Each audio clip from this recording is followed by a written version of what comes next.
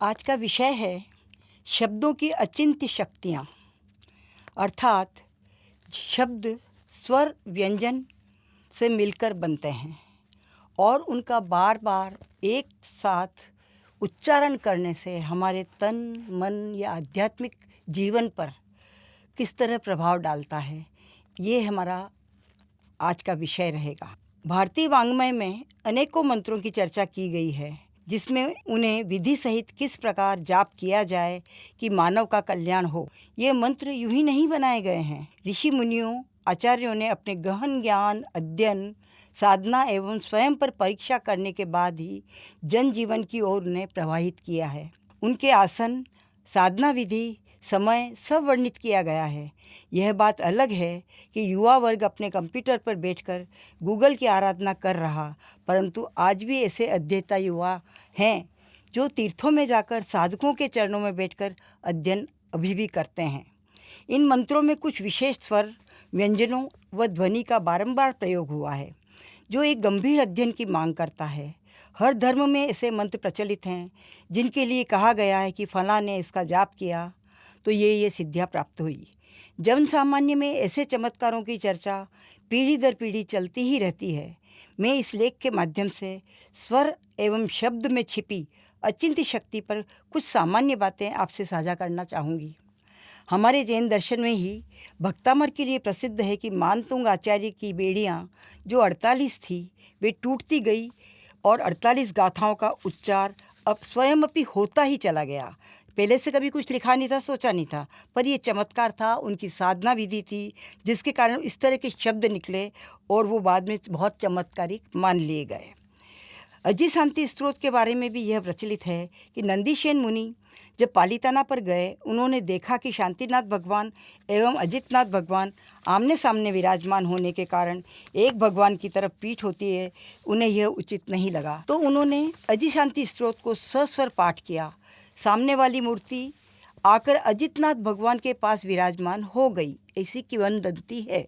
अब प्रश्न यह भी उठता है कि अभी भी अनेक मंदिरों में जिसके गर्भगृह हैं, उनके बाहर दो आमने सामने की देवकुलिकाओं में भगवान तो विराजते ही हैं और आज भी इस प्रकार की अशातना हो ही रही, तो वर्तमान आचार्य को ये सब नज़र क्यों नहीं आया?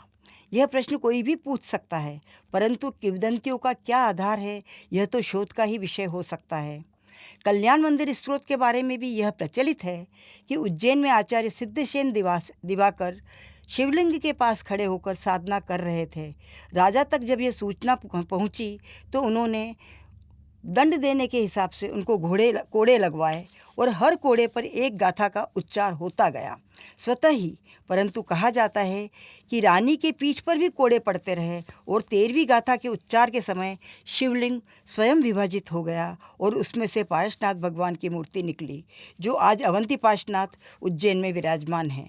परंतु इन कथाओं का आधार कितना वैज्ञानिक है, यह तो कहा नहीं जा सकता, परंतु स्वरों और शब्दों में बहुत अधिक शक्ति है, यह तो ध्वनि विज्ञान भी कहता है, जो भाषा विज्ञान की प्रमुख शाखा है और बहुत अधिक इस पर अध्ययन देशी विदेशी विद्वानों ने किया है।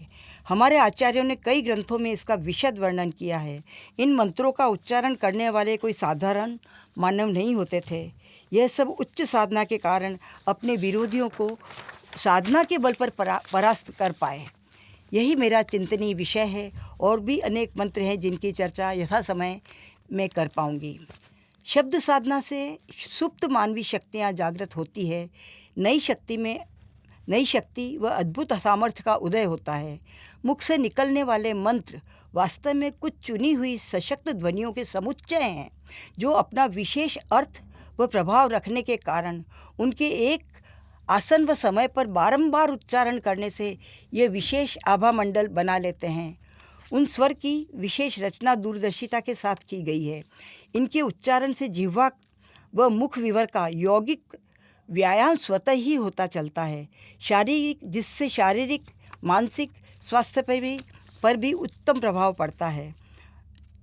अ ये प्रथम स्वर है। अ का उच्चारण कंठ द्वारा होने से हृदय पर गहरा प्रभाव पड़ता है। बारंबार अ के उच्चारण से दिव्य शक्ति का संचार वेग से होता है। रुधिर समृद्धि से रोग भी नष्ट होते हैं। मंत्र शास्त्र में अ अक्षर को रचनात्मक शक्ति संपन्न माना गया है। आ दूसरा स्वर है। आ के उच्चारण से फेफड़े के ऊपरी भाग तथा सीने पर सकारात्मक प्रभाव पड़ता है। ऊपर की तीनों पसलियां बलवान बनती हैं। भोजन नली को स्वस्थ बनाकर दिमाग में आलस्य को दूर कर ऊर्जा का संचार होता है। फेफड़ों को उद्दीप्त कर ऊपरी भाग को शुद्ध कर अतिशय ऊर्जा से आप्लावित करता है। इसके अभ्यास से दमा खांसी के रोगों का नाश होता है। क्षय रोग में तो इसे रामबाण ही माना गया है। ई छोटी ई और बड़ी ई कि इसके लंब उच्चारण मतलब बहुत देर तक लंबे समय तक उच्चारण करने का प्रभाव गले व मस्तिष्क पर पड़ता है। इसके उच्चार से गले, तालु व मस्तिष्क की क्रियाएं विशिष्ट प्रकार से उत्तेजित हो जाती हैं। श्वासेंद्रिय में जमा कफ व आंतों में जमा दूषित मल निकलकर इन अंगों को शुद्ध व शक्ति संपन्न बनाता है। ऊ छोटा ऊ और बड़ा ऊ के उच्चारण का प्रभाव जिगर, पेट व अन्य नाड़ियों पर पड़ता है। पेड़ू के भार को ये कम करता है। कब्ज, जिसे आयुर्वेद में सब रोगों की जड़ माना गया है, उसका तो इस ध्वनि को काल ही माना गया है। ओम को नाभि से उच्चार करने के लिए तो सभी धर्म दर्शन एक मत है ही। आई ये स्वर का प्रभाव गले की श्वास नली के उद्गम स्थल पर पड़ता है। गुर्दे को उत्तेजित कर कांतिवान बनाता है। बारंबार उच्चारण से भ्रम संबंधी रोग मनोविज्ञान में अल्जाइमर, डबल पर्सनैलिटी आदि कहते हैं। गायक, वक्ता, प्रोफेसर आदि जो अधिक देर तक बोलते हैं उनको विशेष लाभ मिलता है। नलिकाओं में छुपे विकार व झिल्लियों को ये स्वस्थ बनाता है। अतः प्रत्येक बीज मंत्र के अंत में म अथवा स्वर को ही रखा जाता है। उसका देर तक उच्चारण करना होता है। स्वरों के उच्चारण से देर तक मुंह खुला रहता है, जिससे विकार बाहर हो जाते हैं। म ध्वनि से उसे ऊपरी भाग पर भी पड़ता है। सिर दर्द संबंधी रोगों में विशेष लाभ होता है। उदास व्यक्ति भी बोध स्वभावी बनता है और ओजस्विता प्रकट होती है। औ का प्रभाव उत्तेजित इंद्रियों व जननेंद्रियों पर पड़ता है। वह उसको स्वाभाविक रूप से कम करने में सहायक होता है। आंतें व नसें सुस्त हो तो खुलकर काम करने लगती है। सीने के मध्य भाग को उत्तेजित करता है। निमोनिया व प्लूरेसी में तो ये स्वर बहुत लाभदायक है। अम के प्रभाव से नासिका द्वारा ली गई ऑक्सीजन शरीर में जाती है और रुधिर को शुद्ध बनाकर लाल कणों का निर्माण करती है। श्वास नलिका को विकार रहित व निरोगी बनाती है। अतः प्रत्येक बीज मंत्र के अंत में स्वर को ही रखा गया है। उसको देर तक उच्चारण करना होता है। स्वरों के उच्चारण से मुख खुलता है व म से बंद होता है। सभी आलाप लेकर अपने स्वर व शरीर के विकारों को स्वर साधना के द्वारा निकाल कर म से ओष्ठ को बंद किया जाता है। आपने देखा होगा गायक सभी आलाप लेकर स्वर यंत्र को सबल बनाते हैं। भ्रामरी प्राणायाम इसका उत्कृष्ट उदाहरण है, जिससे विकार पुनः प्रविष्ट ना हो। अह का प्रभाव जिह्वा तथा तालु के अग्रभाग को छूता है, जिसका प्रभाव यह होता है कि मस्तिष्क में संचलन उत्पन्न होने से एक प्रकार का रस स्थापित होता है, जो कंठ नली से शरीर के हर भाग में प्रवेश कर संपूर्ण शरीर की नस नाड़ियाँ जो 72,000 हैं उनको विकार रहित बनाता है। संस्कृत में जो वैदिक काल में से ऋषि मुनि अह का प्रयोग ही बहुत अधिक करते थे। इसके उच्चारण में गले व सीने में उत्तेजना होती है और यह अंग सशक्त व पुष्ट बनते हैं। स की महत्ता। स वर्ण को शांति प्रदायक होने के कारण साधना में परम उपयोगी माना गया है। चाहिता, भारहम, वासमम, चक्कवट्टी, महिड्यो, संति संति, करे लोए, पत्तो गई, मणुत्तरणम। इस गाथा में सवर्ण 3 बार अपने योजक शब्द के साथ प्रयुक्त हुआ है। योजक शब्द का अर्थ है अन्य अक्षर को और साथ में मिलाना। इस गाथा का लयबद्ध उच्चारण करने से अल्फा तरंगों का निर्माण होता है। एक बार में उच्चारण में स की 3 बार आवृत्ति शक्तिशाली होकर शांति प्रदायक बन जाती है। शक्ति संवर्धन का कारण योजक शब्दों के साथ स वर्ण का संयोजन है। जैसे कैल्शियम कार्बन ऑक्सीजन के संयोजन से भौतिक जगत में निश्चित अनुपात में मिलाने से चौक का निर्माण होता है, उसी प्रकार इन तत्वों की तरह ही शीत, मधु, उष्ण, क्लिष्ट आदि वर्णों के भौतिक सहयोग व पुनरावृत्ति के व साथ में भावों की उत्कृष्टता, उच्च एकाग्रता का योग होने से एक विशिष्ट प्रकार की ऊर्जा का निर्माण होता है, जिसका संबंध आरोग्य के साथ साथ बौद्धिक एवं संगठित कर्म निर्जरा और आध्यात्मिक शक्तियों के विस्फोट से जुड़ा हुआ है। यदि गहराई से अध्ययन किया जाए तो जितने भी शांति प्रदाता मंत्र हैं, जैसे उषगरम स्त्रोत, शांतिनाथ स्त्रोत, नमिउन स्त्रोत, ये मंत्र शक्ति स्वरूप हैं। उन सब में स वर्ण का प्रयोग अपने योजक शब्दों के साथ कई बार हुआ है। इस गाथा के उच्चारण से काल का ध्यान रखते हुए अकाल में इनका उच्चारण नहीं करना चाहिए। अल्फा तरंगों का निर्माण होता है, वह शांति का बहुत बड़ा रहस्य है। मंत्र शक्ति में स बीज कर्म विनाशक भी है, वह शक्तिशाली वर्ण भी माना गया है। कर्ण अगोचर तरंगें। पीजो इलेक्ट्रिक ऑक्सीमीटर यंत्र का आविष्कार वैज्ञानिकों ने किया। इस यंत्र में अल्फाटिक बिल्लोर क्वार्ट्ज की एक प्लेट है। इस प्लेट को बिजली की ऐसी धारा के साथ जोड़ा जाता है तो वह कंपन करने लगती है। बस प्लेट के कंपन की प्रति सेकंड कई लाख होते हैं। इस कंपन के कारण चारों ओर वायु में शब्द की शुद्ध तरंगें उत्पन्न होती है।